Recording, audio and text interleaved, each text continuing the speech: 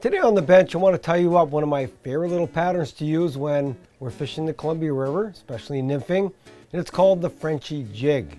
Make sure you have these materials ready before you tie the fly. For the hook, we'll use a size 12 jig hook. We'll tie with some pink fluoro bright thread. We'll use a 7/64 inch gold bead as the bead, some golden olive hackle fibers for the tail, some golden olive pheasant tail for the body, some fine copper wire for the rib, some UV2 shrimp pink dubbing for the collar, and some pink fluorobright for the hot spot. To start the fly off, I've put the bead onto the hook, and you can see it's a jig hook, so the bead goes right up to the eye. We're just going to tie in some of our thread here, and we got this fluorobright, and it's quite thick, so you just want one thin layer. What we're going to do is take our hackle. Now I like the hackle barbules. I'm going to take, probably about 8 or 9.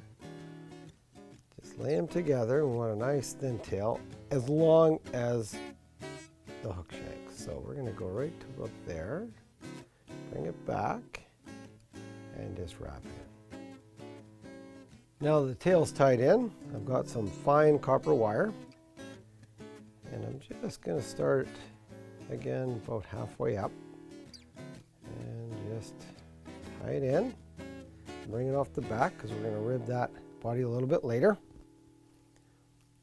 You can see probably about 7 strands of my pheasant tail. I'm going to tie them in by the tips, and I'm just going to even it up and then cut the tips off. So then again, start it near right at the hook bend. Just tie it in. Wrap it back. Now as you move your thread forward, form a slight taper on the fly. So I'm just going to wind it up and then it's slightly tapered. Now I'm just going to wrap my pheasant tail forward to form the body.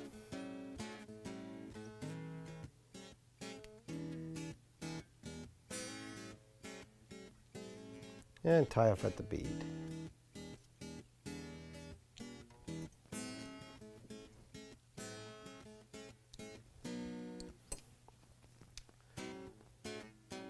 Now that our body's tied in, I'm going to take the fine copper wire and I'm going to reverse directions that I tied the body in and just form, probably 5 to 6 ribs.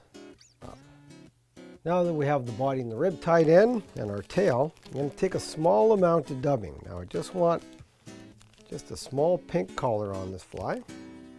So again, the worst mistake people make is they use too much dubbing. Just keep it fairly thin. And again, it doesn't need much on this thread. This thread is fairly thick because it is a fluoro bullet. Once you've got it dubbed onto your thread, take a few wraps just to form the collar. Now the collar's tied in, you can see I've got a couple of wraps. All I'm going to do now is whip finish right behind the bead. And again, I'm only going to take 1, 2, 3, 4 turns on a whip finish and tie it off. And that's going to create a nice hot spot on the fly. So now we've got a real nice collar on the fly and a hot spot. So there it is, the finished Frenchie jig. Now I really like this color combination. I like the golden olive for the pheasant tail and the tail, only because it just stands out a little more with the mayflies we have. The pink collar, again, you can use various different colors on there, but this pink and the red, that real floral color, really sets the fly apart. To watch all our latest Sport Fishing on the Fly episodes and to order Sport Fishing on the Fly merchandise, head to www.sfotf.ca, and if you would like to book an adventure like this one shown, head to ontheflyadventures.ca and book yourself the trip of a lifetime. To watch all our latest Sport Fishing on the Fly episodes and to order Sport Fishing on the Fly merchandise, head to www.sfotf.ca, and if you would like to book an adventure like this one shown, head to ontheflyadventures.ca and book yourself the trip of a lifetime.